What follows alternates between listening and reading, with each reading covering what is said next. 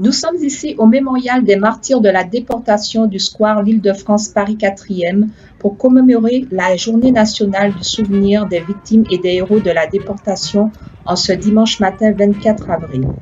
Cette cérémonie se déroule en présence du Premier ministre M. Manuel Valls, du secrétaire d'État auprès du ministère de la Défense chargé des anciens combattants et de la mémoire M. Jean-Marc Todeschini, de la maire de Paris Mme Anne Hidalgo, des victimes des déportés, ainsi que des personnalités du monde associatif et politique.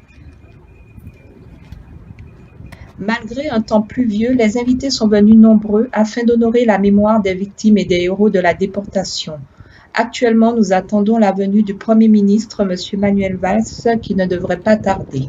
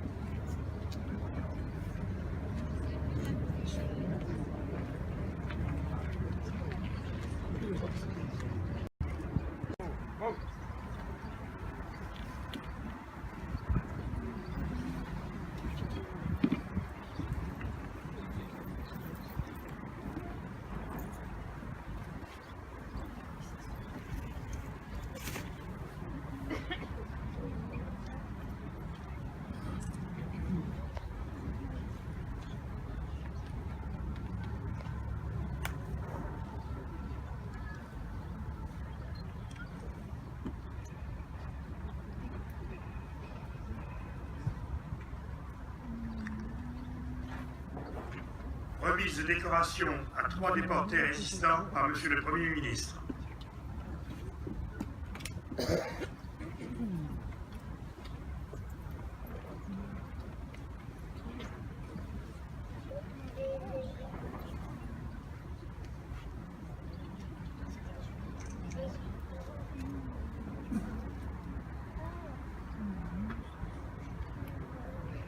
Madame Germaine Bonaparte, au nom du président de la République et en vertu du pouvoir conféré, nous faisons commandeur de la Légion d'honneur.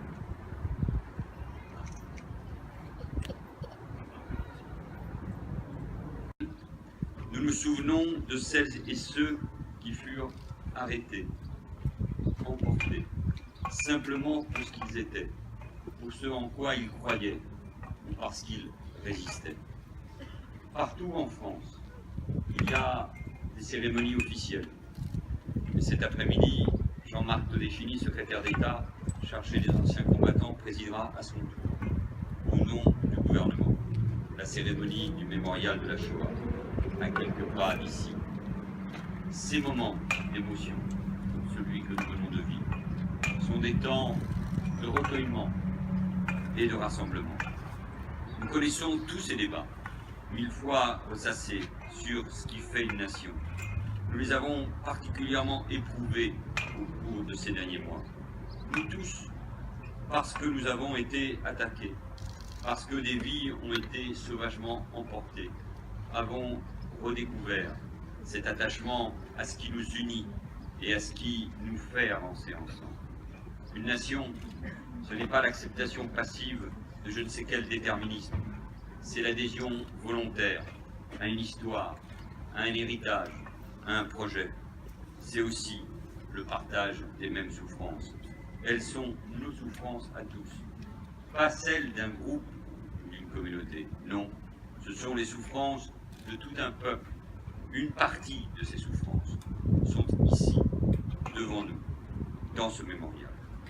Cette journée est une journée pour la mémoire des déportés, de tous les déportés, ceux qui ont connu la faim qui ronge le corps et l'esprit, la soif qui perfore les lèvres et empêche les mots, le froid qui mord les chairs, le dénuement, la solitude du total. Ceux qui, au bout de l'épuisement, fermant les yeux, ont fait ce dernier voyage vers la mort. Ceux qui, pétrifiés d'angoisse, ayant ce dernier regard pour leurs proches, ont péri dans ces machines infernales à tuer. 125 000 déportés de France, et parmi eux 75 000 juifs, ne sont pas rentrés. Ceux qui sont revenus, laissant dans les camps une grande part d'eux-mêmes. C'est une journée aussi pour vous, mesdames et messieurs les anciens déportés, vous qui avez eu, comme le dit Primo Levi, et comme vous le dites avec tant d'humilité, la chance de faire partie des rescapés. Mais vous surtout, qui avez eu cette volonté de raconter. Car si la mémoire n'hésite plus, si elle a fait ce chemin, c'est qu'elle a des témoins, des relais, des passeurs. Et c'est vous qui jouez ce rôle, vous qui portez la voix de la mémoire et qui en êtes les si beaux visages. Dans les écoles, lors des rencontres citoyennes, des cérémonies, des visites de ce mémorial, vous êtes toujours présents pour mettre des mots sur ce qui n'en a pas et pour transmettre votre expérience et parfois simplement votre silence. Vous êtes, je pèse mes mots, ces héros de la mémoire auxquels la République, la nation doivent exprimer leur infinie gratitude. Car en étant là, en nous faisant prendre conscience du passé, vous élevez notre nation.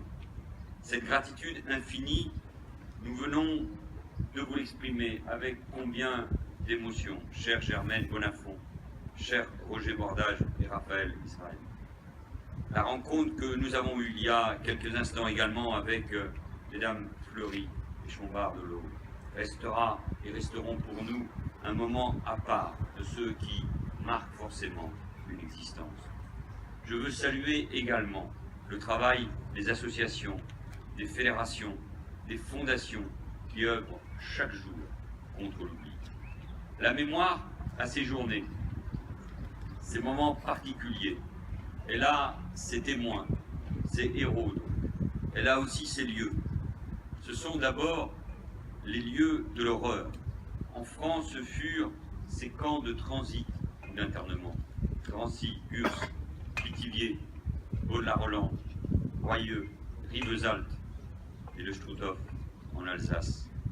Des lieux de désolation, de douleur, et plus que ça, des lieux de négation, d'anéantissement de l'humain et de sa dignité. Et comme l'a écrit Geneviève de Gaulle-Antonios, ce qui se jouait dans l'univers concentrationnaire, l'objectif ultime, c'était la destruction de notre âme, pour reprendre ces mots. Ces lieux, comme le camp des Milles à Aix-en-Provence, ou le camp de Rivesaltes, sont aujourd'hui réinvestis. À l'horreur d'hier, on a substitué l'éducation, la connaissance, la culture, la lucidité aussi, comme une victoire de la raison sur la barbarie. Les lieux de mémoire, ce sont également bien sûr les statues et les sépulcres, les places commémoratives, les espaces de recueillement qui forment un réseau de mémoire, une géographie pour le souvenir. Ce mémorial, si bien rénové, et j'en remercie tous les auteurs, en fait partie. Il porte depuis maintenant 54 ans, depuis avril 1962 et l'inauguration par le général de Gaulle, la mémoire de tous les déportés de France. C'est un rempart contre l'oubli. Et il se tient là, chère Anne Hidalgo, au cœur de Paris, au cœur de la capitale, presque invisible à nos regards, comme peut-être la mémoire dans notre esprit, toujours à l'arrière-plan, mais toujours présente, presque enfouie, mais toujours là pour nous guider. Ce mémorial, c'est aussi un rempart contre l'ignorance. Il informe, il précise, il instruit, il donne les clés pour savoir et pour connaître les faits. Pour cela, il doit aussi s'adapter, prendre en compte les derniers résultats de la recherche, les apports récents des historiens. Et c'est le sens, cher Thomas Fontaine et Olivier Dallieu, de la nouvelle exposition permanente qu'il abrite. Avec elle, le mémorial fait peau neuve. Son contenu est renouvelé pour mieux retracer le passé. Ses outils sont numériques pour parler à toutes les générations. Et surtout, sa muséographie est repensée avec deux galeries parallèles qui se rejoignent au bout du parcours. La déportation des Juifs d'un côté, celle des opposants politiques, gaullistes, communistes, socialistes, républicains, tout simplement, patriotes, trop longtemps emmêlées ces deux mémoires et trop longtemps séparées, elles sont désormais mieux distinguées pour être mieux comprises, elles sont mieux dissociées pour être mieux réunies. Car ces mémoires, si elles ne se confondent pas, sont liées à jamais, rassemblées dans une même communauté de souffrance, portées par les femmes et les hommes qui ont partagé les mêmes douleurs. C'est cela, la mémoire de notre pays. Une solidarité entre les mémoires, toutes les mémoires, qui font que chacune, à leur manière, partie de notre histoire, de notre héritage et de notre identité. C'est pour cela qu'elle n'est pas figée. Elle vit, elle évolue, elle change aussi, mais elle doit toujours rester cette injonction, cette exigence de rassemblement. C'est aussi cela, le message de ce mémorial. Mesdames, Messieurs, la mémoire ne doit pas hésiter à regarder les maux du passé. Nous ne devons pas hésiter non plus face aux menaces du présent, car les entreprises de destruction de l'âme, d'asservissement de l'homme, de négation de l'humanité sont, vous le savez, toujours à l'œuvre. Si la barbarie a changé de visage, ses intentions macabres n'ont quant à elles pas changé. Elles cherchent à humilier, à terroriser, à anéantir. Devant nous, vous le savez, une nouvelle idéologie du chaos s'est répandue. Elle enrôle, embrigade, elle corrompt les esprits au cœur même de notre société. Elle entretient cette fascination de la mort. Bien sûr, l'époque est différente. Bien sûr, les comparaisons historiques ont leurs limites. Mais ne nous trompons pas. Le combat qui fut livré hier contre l'infâme, nous devons le livrer aujourd'hui à notre tour. Et l'exigence que nous devons porter collectivement, c'est cet appel à la lucidité, à ne pas laisser les consciences s'engourdir, à ne jamais oublier ce qu'il s'est passé pour l'empêcher de se produire à nouveau. L'exigence, au fond, c'est de faire triompher la vie, l'espoir, la fraternité sur toutes ces forces de la division et de la destruction.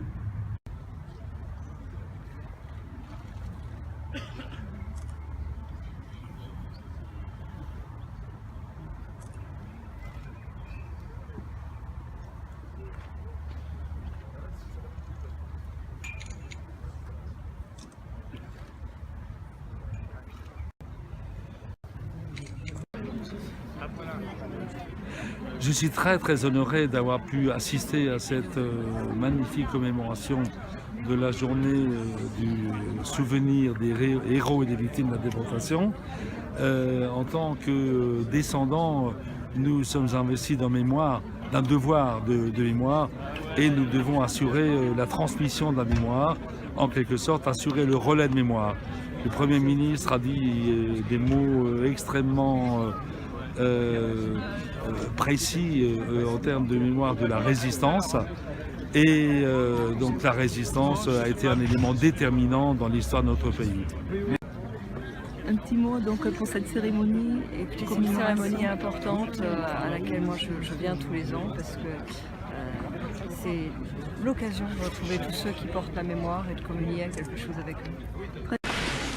Nous nous trouvons cet après-midi au mémorial de la Shoah, rue Geoffroy-Lanier, Paris 4e, pour rendre hommage aux victimes et héros de la déportation.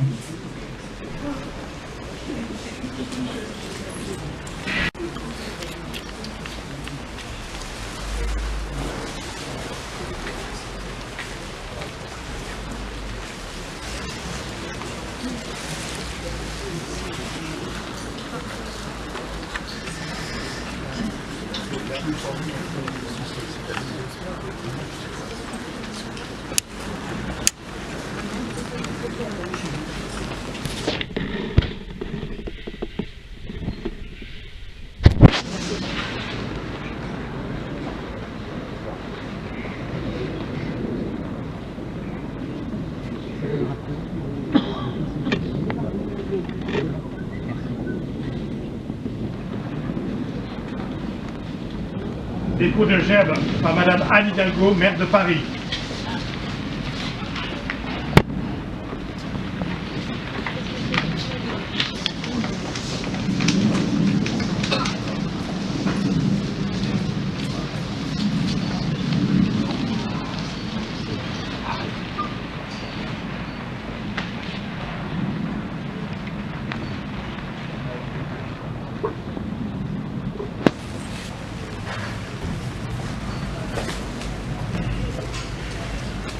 Dépôt de gerbe par M. Jean-Marc Todeschini, secrétaire d'État aux anciens combattants et à la mémoire.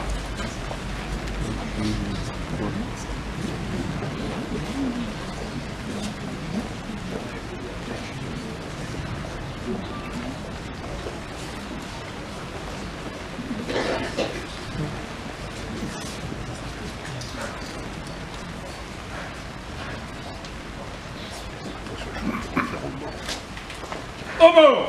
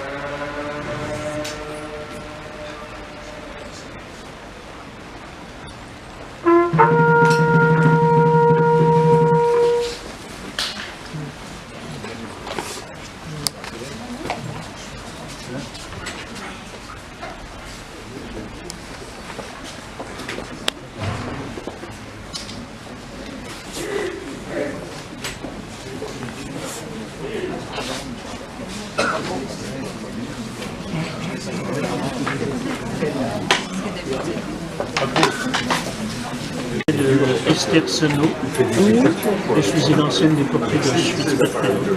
Alors cette journée commémorative, pour vous, quelle est l'importance que représente pour vous cette journée? Écoutez, c'est vraiment une importance parce que c'est quand même la journée de la fin de notre déportation, de la libération des camps. C'est vraiment très important de venir, de se commémorer toutes ces personnes malheureusement qui ces millions de morts qui eux ne peuvent pas être présents. Donc on se fait un devoir d'être là pour rappeler au moins leurs souvenirs qu'ils ont existé. Pendant la guerre, quel a été votre rôle justement pour aider Vous savez, moi j'ai été arrêté, mes parents étaient arrêtés, j'avais 14 ans. Je me suis retrouvée toute seule à 14 ans. Pendant un an dans Paris, j'ai été dans des orphelinats. Et ensuite, quand j'ai été arrêté en 2 septembre 1943. J'ai été déporté, j'avais 15 ans. Alors, vous savez, pour dire ce qui s'est passé à ce moment-là, ça a été vraiment une période très très difficile. Parce que vous savez, quand on a 14 ans, on se retrouve tout seul aéré dans Paris sans savoir où aller, avec la peur d'être arrêté, c'est pas évident. Vous avez eu aussi votre famille qui vous a... Toute ma famille a été arrêtée et déportée.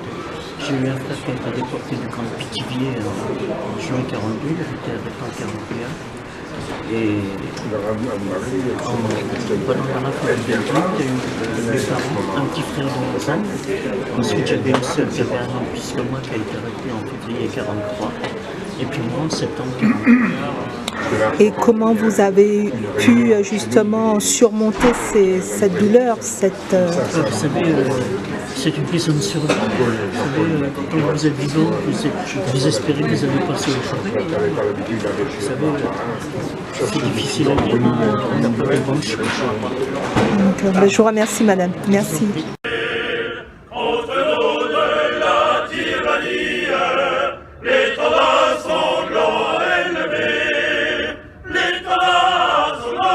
Les